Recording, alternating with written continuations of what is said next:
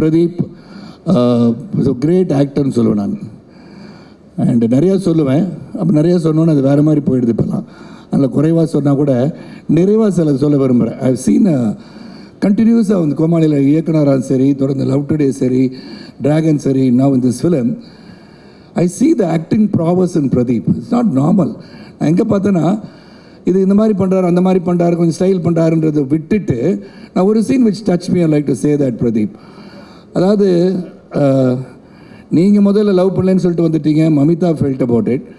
தென் மமிதா வந்து இன்னொரு பையனை பார்த்துட்டான்னு சொன்னோன்னா பிரேக் ஆகாத மாதிரி போயிட்டு அந்த பாத்ரூமில் உட்காந்து the expression that you gave, the way you emoted, எப்படி அந்த அழுக வருது, என்னடா இந்த மாதிரி ஆயிடுச்சே, அதுக்கப்புறம் போய் தோத்துட்டே இருக்கேன் நீங்கள் சொன்னீங்க. பட் ஆக்சுவலாக பார்த்தீங்கன்னா வெற்றி பெற்றுக்கிட்டே இருக்கீங்க, அது வெற்றி பெற்றுக்கிட்டே தான் இருப்பீங்க நீங்கள். ஆனால் அந்த scene was very difficult scene for anybody.